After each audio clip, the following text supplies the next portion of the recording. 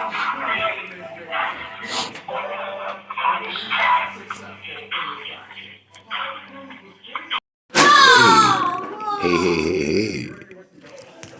How y'all doing?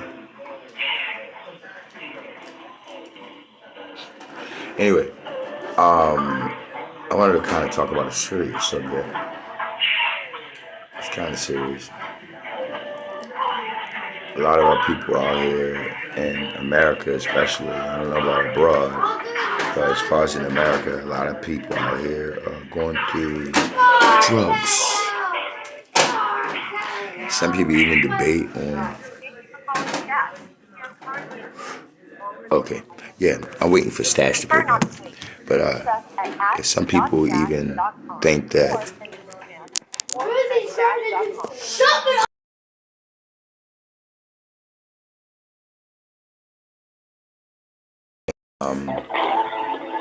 well, some people even debate on whether marijuana is a drug or not. I call marijuana an herb. I guess depending upon your vantage point, you know, I guess you probably could call marijuana at least an addiction.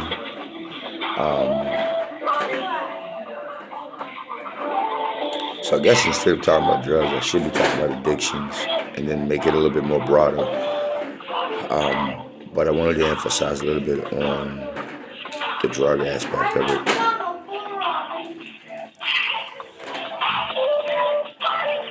You can be addicted to a lot of things. You can be addicted to food, money, clothes, women, sex,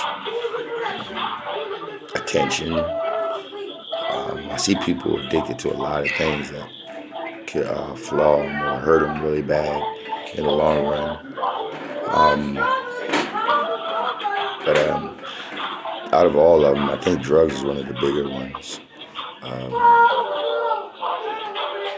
I was just sitting here thinking, trying to put my mindset in the person's mindset who's probably on drugs, I probably would compare that person to somebody who's probably, meditating or something like that. One moment. Okay, I apologize. I'm back. But, one second. Well, I'm just going to talk. If that does that again, it'll do it a few times. But I'm just trying to put my face up here so that you can actually see me while using this app. Basically, what I wanted to talk about was, I guess, the interpretation of a person who was probably on a hardcore drug or a mind-altering drug. I guess depending on what type of mind-altering drug that you're on. But let's just talk about some of the simpler things like, pills and your cracks, your dopes, or whatever. It's kind of weird, especially when you deal with people or been dealing with people like this is all your life or whatever. It's kind of weird,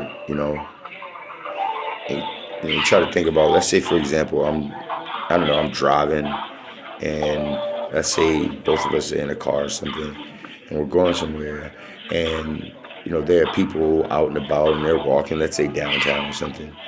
My interpretation of what this reality is while driving through downtown in a congested area with all these people is probably a little bit different from a person who's probably on a mind-altering drug or something like, dope, crack, pills, depending on what kind of pills, heroin, Percocet, stuff like that, Dean's pen, shit like that. But it's kind of weird, when you think about it. If you're around a person, you're interacting with that person all day on a daily basis, and it's just weird, actually. You wonder why, let's say, for example, you're talking the next day about something that happened the day before, the person doesn't remember it, and stuff like that. You're like, man, you're giving them, details like, remember we talked about this, we talked about that, we talked about this, talked about that, and they still don't remember. So, it kind of makes you ask, well, what are they receiving? What is that subconscious receiving when, let's say, they're gone, Is it their ears? Did their ears stop working to, it's kind of weird when you think about it, but the closest description I can give to trying to understand it is probably meditation. Yeah, probably meditation. You're like, well, why didn't this person catch this yesterday or catch that yesterday or remember this, remember that yesterday? That person is kind of like in a meditative state, where they're shutting off their senses, not even realizing it.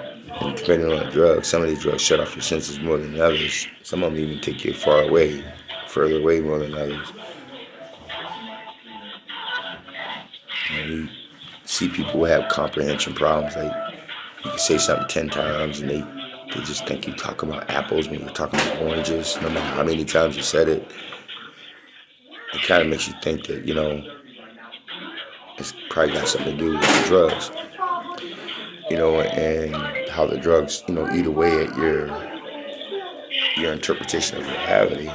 I noticed that when I smoke weed, um, the world is a little bit more, let's say, dimmer or darker. But if I were to, let's say, stop smoking weed for, let's say, a week or something like that, I notice the whole world gets bright. And I'm assuming that's nothing but my, pupils, you know. Just the same way people who on heroin and shit like that, some of the downer pills, they don't like to be around a lot of light, you know. So it's kind of weird, when you think about it, how, it can really alter your state of reality, your interpretation of reality without even knowing it.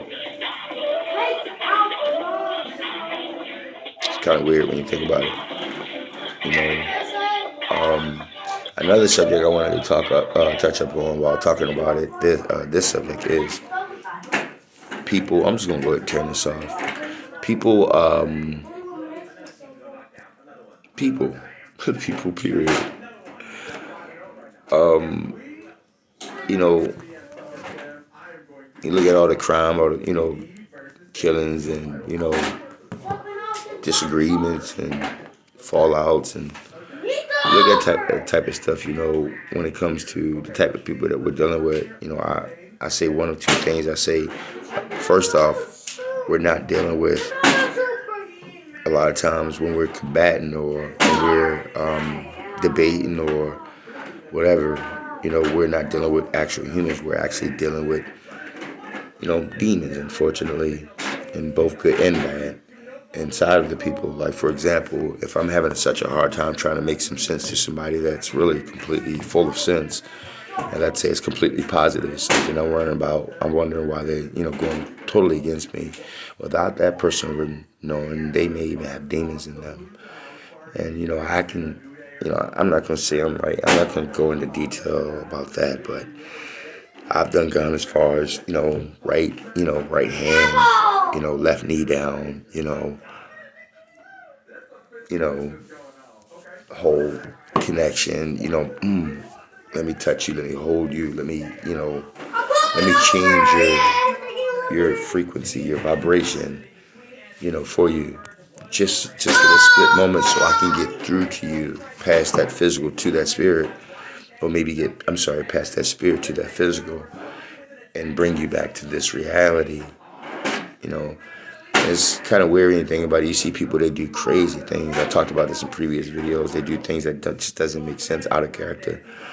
And I try to tell people a lot of times we're just dealing with demons. We're not dealing with that person. And a lot of these demons, they use tools like alcohol, sex, drugs, money, and things like that to get you in a position to make you more vulnerable as a physical being, for them to fulfill their innermost destinies as a spirit being, which is, in essence, ourselves in itself in so many ways. So it's kind of weird, when you think about it. But I tell people we're fighting more drugs and demons than anything. You're not fighting against your mom or your dad or your brother or your sister or cousin. You're fighting against the demons.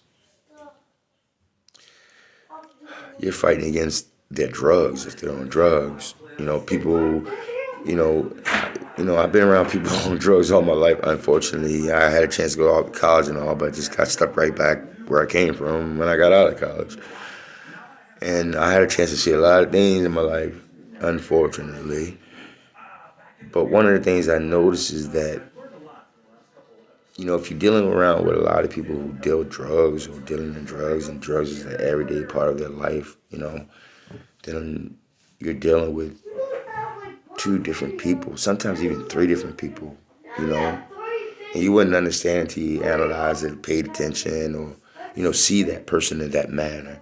Like, for example, that person may be really, really, aggressive. Let's say when they're sober, very aggressive, very disrespectful, very, aggressive, very angry. And let's just say when they're not sober, they're the happiest person in the world, which is 9 times out of 10 with any drug is going to make you feel. When you got it, you good. When you don't, all hell breaks loose. And that just depends on the drug. There's some drugs out here that would literally have you sick. When you talk about pills, like, for example, Xannies and, Perks mainly. Perks is nothing but synthetic heroin. It's no different from heroin. It's just a white man in a white lab suit that understand chemistry very well, that's putting together a concoction to give you an effect that's similar to the same effect you'd get from the poppy seed plant. But it's synthetic, just like everything from the FDA. It's synthetic. The bad part of the FDA, the baddest part of the FDA, unfortunately, I believe, is the byproduct. Meaning, if you're in a street game, you out here, let's say you sold heroin in your life, you understand the importance of cut and how cut can make you very wealthy. In these drug industries, they understand the same thing as well. I mean, you take 1% protein, you put it in that pill, and then the other 99% of that pill is literally a concoction or a byproduct or a cut, as we call it on the street. A cut. It's just a cut. It's bullshit. And it might have side effects. It's not the protein, that 1% protein that's in that pill. It's all that 99% of byproduct that gets caught all up in your livers, kidneys, and fucking fuck your heart all up, brains all up, and all kinds of shit. So, when you realize that you're actually, dealing with a person who's being poisoned in so many ways. When you talk about taking a pill, that's one thing we're not really catching. It's a big difference from the street game versus a controlled substance game. A controlled substance game is carried on by the law of the government.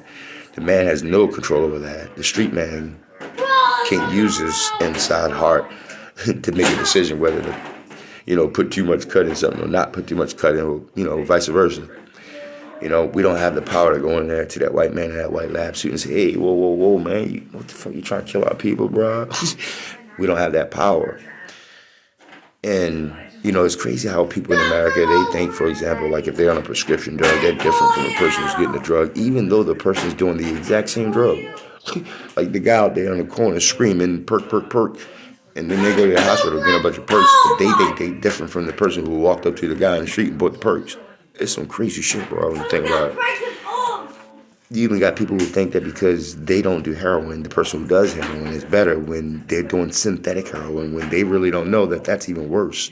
You'd be better off taking that heroin from a street dealer than you would trying to take that synthetic heroin from your doctor. I know it sounds crazy, but it goes back to what I just explained. These guys are trying to make money, which is the reason why they never cure you, unfortunately. They just treat you. It's big money. It's a big business, just like police and locking Negroes up and stuff and making us slaves and, through education, poverty and restrictedness and never being able to change the family trend around. And, one felony, you fucked. I was in college, full ride scholarship, fighting 2 felonies, a theft and a handgun. So it's kind of crazy when you think about it. But it's all about money. Everything's about money, unfortunately. But when you're dealing with that person, you're dealing with the person who's, technically speaking, is being poisoned.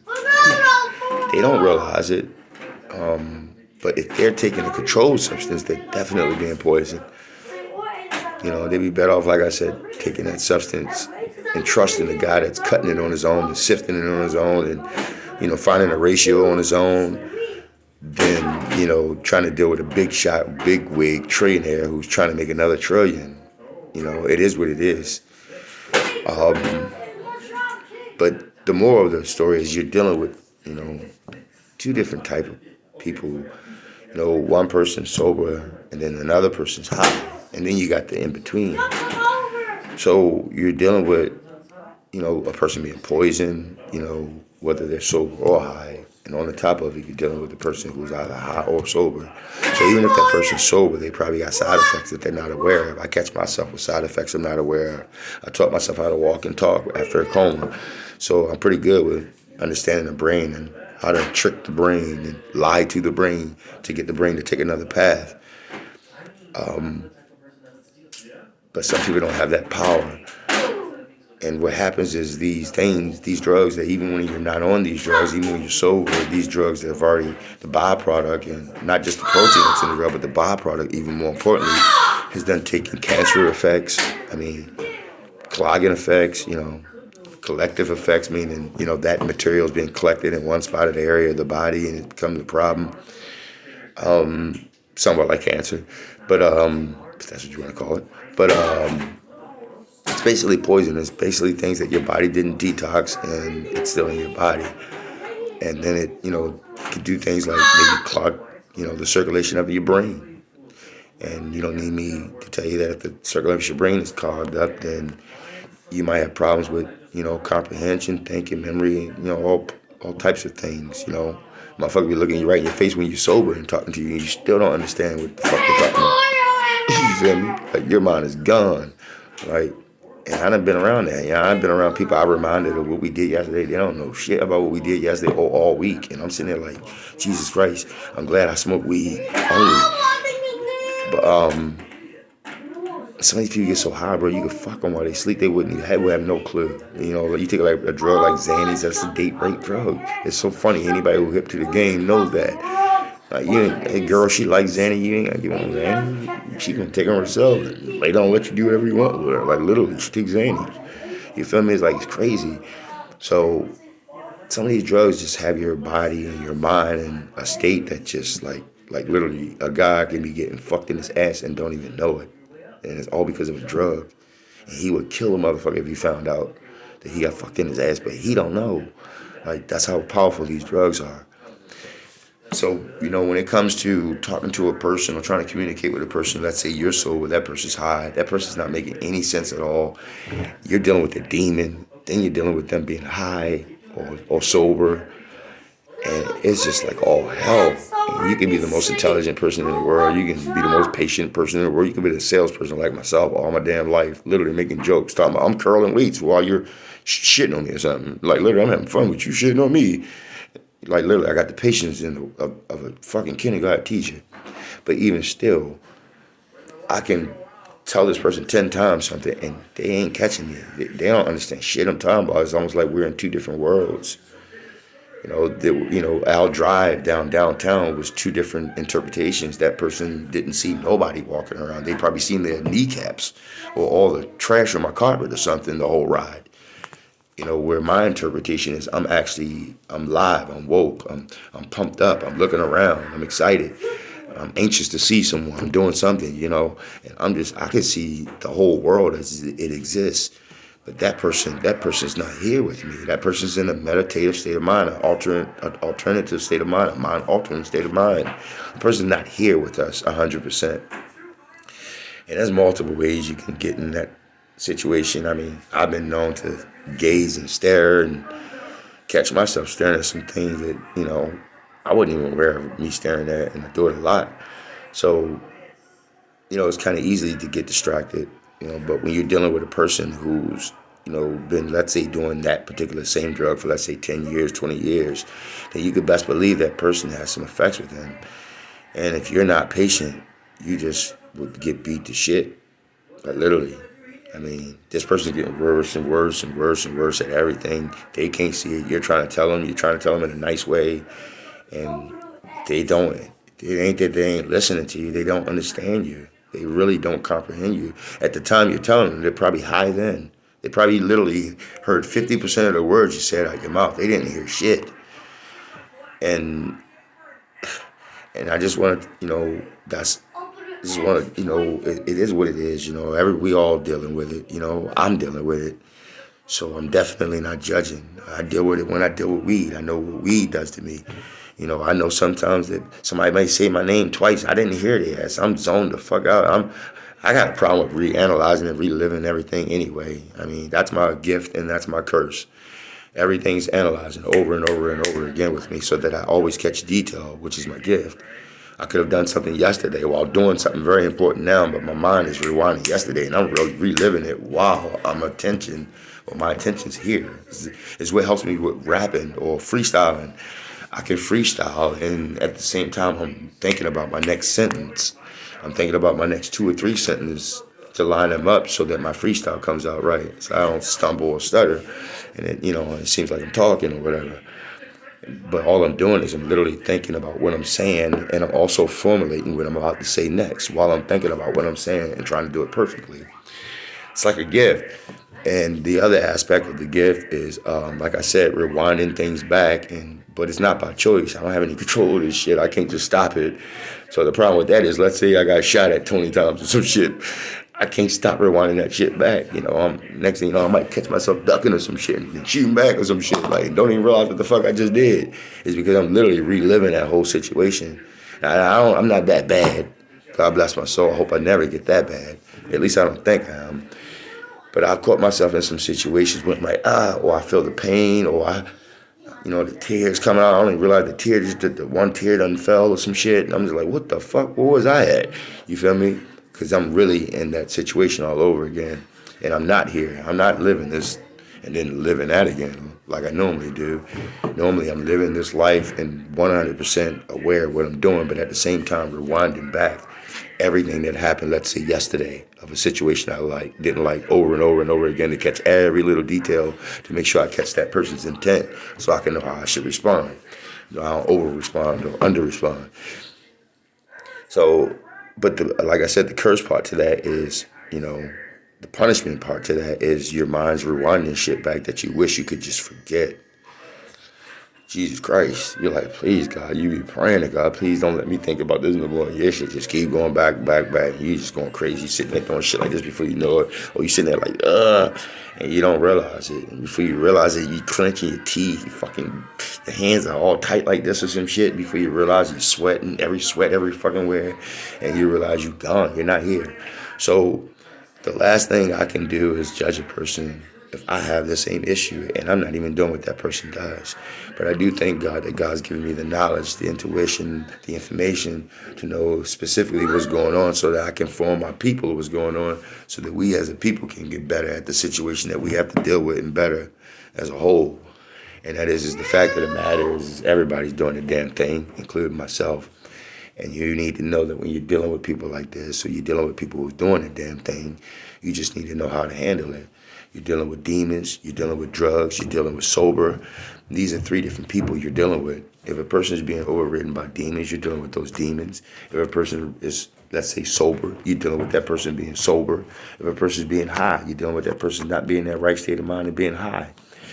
And if you don't know how to deal with these things, you're thinking you're fighting the person. You're thinking this person, this person this person that. Nah, man. It ain't the person, man. The person come right back to you the next day and be like, oh, I'm so sorry. I didn't mean it. I didn't mean it, God. I prayed to God. I don't know what happened. It wasn't nothing but the devil. And you sitting there like, huh? All that shit you did, you talking about it was nothing but, and you're like, yeah, it was the devil. So basically, the point of the matter is you're not dealing with that person. And I know it takes a lot of patience to understand that. But if your daughter, or your son did something that was really cruddy to you, and you sitting there trying to understand that shit, and you can't comprehend it, then what you need to just understand is that you might not be dealing with your son. Your son, if your son killed you, he probably would be sitting there crying over your ass if it actually happened. So you're not dealing with your son. You're dealing with the same thing that person was dealing with when they went out there and killed a bunch of people when they would have never killed a bunch of people. You're dealing with the same thing that person's dealing with when they're literally sleepwalking and they think they're asleep.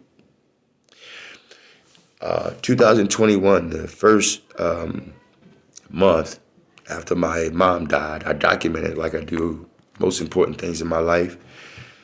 I gotten a gift that I think maybe one other time I came close to getting another gift that was probably just as good or as big as that gift that I received on January 21st, 2021, the day before my birthday. The day before my birthday, I was laying in the bed next to my girl, and I literally thought while I'm asleep that I was standing next to the bed by the window with my hands in the air. It was dark, it's pitch dark, hands in the air, and a neon shadow white, silverish, really beautiful light. Energy, like kind of like a lightning bolt. But instead of a bolt, it being energy about as wide as the width of my body now. And it's coming down to the width of my body, like Captain Grayskull. He-Man, like that. The same thing that happened to me when I was woken up out the last time I was unconscious when niggas tried to rob me. I woke up out of seizure. And the only thing I could think while waking up out the seizure, not knowing anything else or what the fuck just happened or anything, when I woke up out the seizure, literally, the only thing I was thinking is energy. I mean, the only thing I could see is the same thing that I seen that day, or something similar to that day, and that is that same bolt of energy come down to my body, and for some odd reason, next thing you know, I'm doing this. Whatever the fuck it is up there loves the fuck out of me, because it just now brought me back. All right, so that same energy that I got that brought me back the last time that I got robbed, was the same type of energy that I received January 21st, year 2021. I'm thinking I'm laying in the bed. I'm thinking I'm standing up like this. And this energy's doing like this, and my body's doing like this. This is what I'm doing. Ah! And the energy's coming in me. And I'm yelling at the top of my lung, is what I'm thinking. Now, in reality, or is what I think I'm dreaming. Now, in reality, or what I think I am. But in reality, I'm still laying in the bed. And in reality, in the bed, my girl wakes up. I'm yelling so loud the whole house can be at the top of my lung, but I'm asleep. I am yelling at the top of my voice, but I'm asleep. My girl tells me with my hand up like this, ah, while I'm asleep. While I think I'm asleep. When it's all done, I wake up out of it. I find out that I'm not standing beside the bed doing this. That my girl is trying to communicate with me, telling me that I was just laying in the bed like that. And she's like, what, scared the shit out of what the fuck is wrong with me? I swear to God, I'm not exaggerating. I don't know who the fuck I am, what the fuck I am. I know some of what I am. I'm a little weird. But not to get distracted on me, the point that I'm talking about is that we're dealing with forces that we're not aware of. I talked to, people about, and in my previous videos, I talked about, how we're interdimensional beings. And at any given moment, just like the movie Matrix, we can be taken in possession of. We are spirit first. We are spirit forever. We are spirit 100%. God told me to tell you that we are 100% spirit. Yes, we are physical, but it's fake. It doesn't count. It's a distraction. It's a curse, a spell. We are spirit.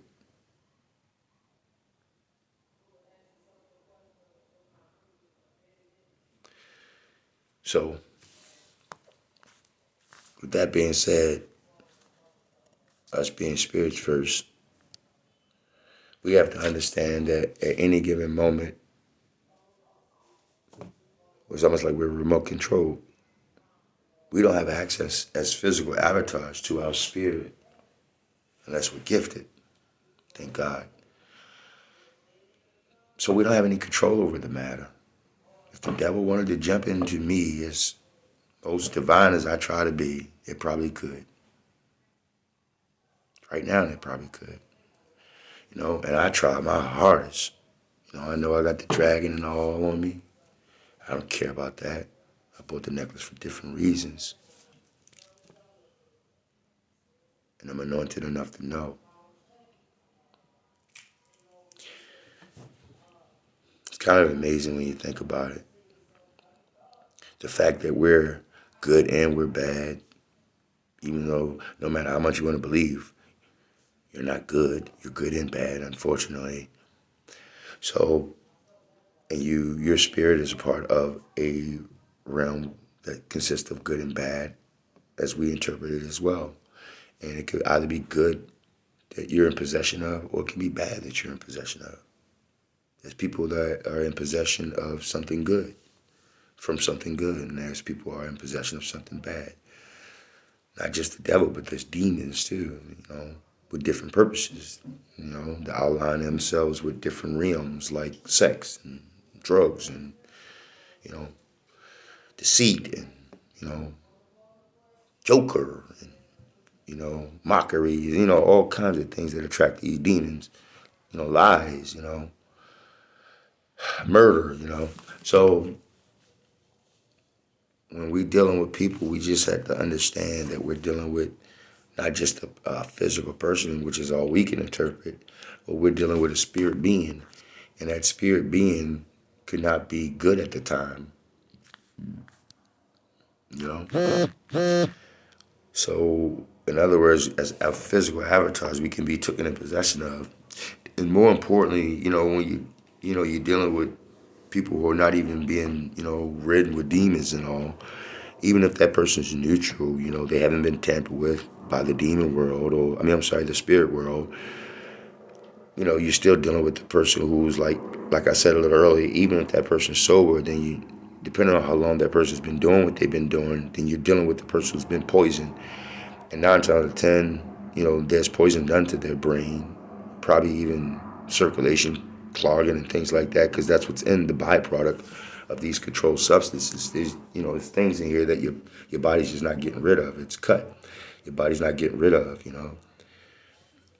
And so basically, you just got to know that, you're not dealing with people, And then even more important, even if that person's not, ridden by demons or anything, you're dealing, like I said, with a person who's probably been doing it for a while, that poison, and then on top of that, you're dealing with a person who's, if they are, in that state of mind, like, for example, if you're sitting there talking to that person and you say the same thing 3 times, they may not comprehend what you're saying. They may say something totally different from what you've been talking about the last 3 times, and they not realize it. And it's because that 1 minute they're listening, or they collected what you said, but the next second they simply just didn't care, hear, or collect, or grasp, or grab the information you said. And, I think it could save lives, I think a lot of times, like, for example, you see, let's say a guy's on coke, he's a little bit more skeeted up, more, than he normally, would be. And now he's thinking about maybe the same drama or issue that he's been dealing with, but now he's on coke, and now he wants to go kill or shoot or respond, whereas if he wasn't on coke, he wouldn't have done it. That's not that person. That's the demons using that tool of coke to get to him. And he was at his weak point. His weak point was he was on coke, thinking about the wrong things at the wrong time, and got motivated enough to respond, and things change. So, I don't know. You just gotta, I don't know, I'm thinking maybe it could save lives, could save drama, could save beefs. A lot of people get killed because of overzealous or disrespect or, things like that. And if we just all just took a second to think, well, hey, I'm not dealing with this person. This person's drunk as fuck. They hot out of their mind. They don't know what they're doing. They're going to be apologizing or some shit tomorrow. But instead of that person thinking that, they actually shot the shit out the person. Like, literally. They know damn well that nigga drunk. They know damn well that nigga don't mean it. But he's really going hard. He's going hard. And he pissed the guy out, and the guy shot the shit out of him or something. And then the next day, both of them unhappy. Like, one person's dead, which would apologize to him in the first place the next day. And then the other person shot him, and now he has to feel bad thinking, man, I blew this shit all out of proportion. It wasn't even that damn serious. But both of them are gone. So the point that I'm making is, if we could look at each other like, maybe we're not dealing with people or in their right state of mind. A lot of us are on drugs. We all know it. Well, maybe you're dealing with a person who's sober, who's anxious, who's thirsty. You feel me? Show him a little patience if you can. Give him a few, give him a little patience. Give him a few chances before you take his wig off or something. You feel me? Maybe it might save a few motherfuckers. Like, I always say that, some of the main reasons why I think people are dying is because one, disrespect, and two, misunderstanding. You know, like you got two people sitting there, they don't work themselves up to the point where they would really kill each other, and they don't care about they don't care about what happens after. And at that given moment, those two people do not care. But just 30 minutes ago, those people was just drinking together, smoking together. And it's like, yo, you spent thousands of days smoking and drinking together, but on one day, bro, you're going to have an argument. Is this impossible for you to know even your girl for 1,000 days and not argue with her? Even your mom. So you're arguing with your boy, and next thing you know, instead of one of y'all saying, yo, I'm going to walk away, instead, one of y'all shoot the shit out the other person, bro. Just a misunderstanding. Disrespect. It probably would have been apologized the next day, like literally. So, I hope this hits somewhere home for somebody. Maybe they understand some of the things that I said on this video. But if you could, just try to show a motherfucker a little patience. You feel me? I tried to. There's a few times I could have taken a nigga head slam off. I had every opportunity, but I'm just glad I was a little closer to the Lord and I thought in a different way. And, it is what it is. Some things, it's just not worth it, bro. It's not worth it. Like, what he did to you was minute. It's not worth it for you to go take his life. It wasn't worth it. And it's not worth it if you get jammed up with some shit for it. It's not worth it. You know what I'm saying?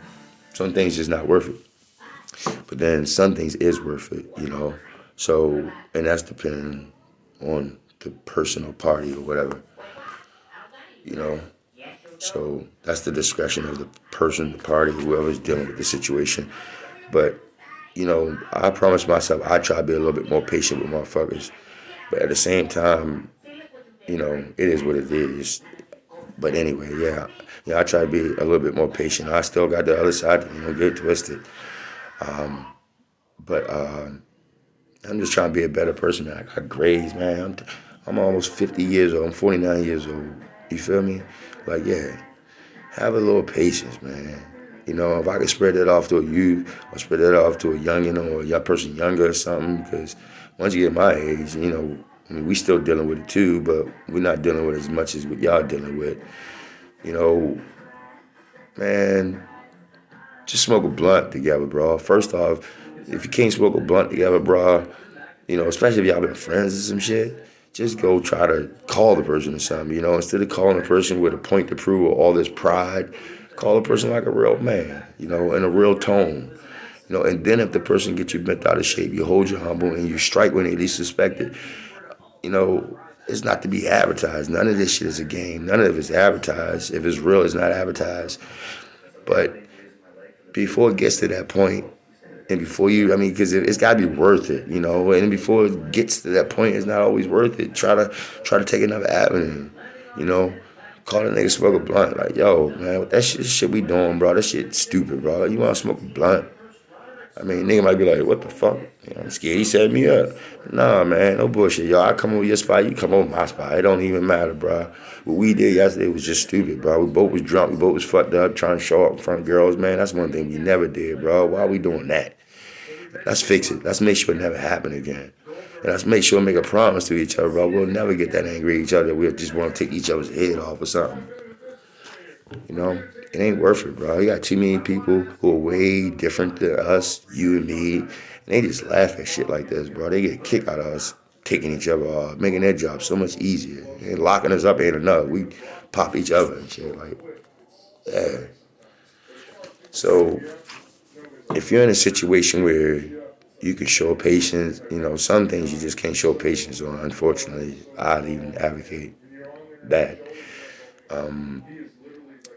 But some things, just especially with everybody and all the other things that we're going through and about to go through, to be totally honest with you, you got much bigger problems that we got to deal with than worrying about each other. Trust me. And you'll see very soon. Remember, I said it. But the last thing we need to do, even at a nation level or country level, which I know is inevitable, but even at a country level, man, the last thing we need to be doing is, going off peon shit. I mean, times are gonna get so fucked up that the last thing you want to be doing is worrying about the pathetic and the petty. Like literally. So yeah, shit. Save an argument, save a fight, save a shot. You feel me? We're not dealing with people, bro. We're dealing with drugs. We're dealing with alcohol. We're dealing with demons. We're just avatars, bro. We doing all kinds of shit, bro. As a physical being, things fucking with us, fucking at us. So yeah, keep that in mind. Know that your girl or your mom, your dad, whoever it was, that they're not in that right state of mind. Try to be a little patient with them if you can. Give them a few chances. Don't let them fuck you in the ass, though. That's it. I take it easy, love.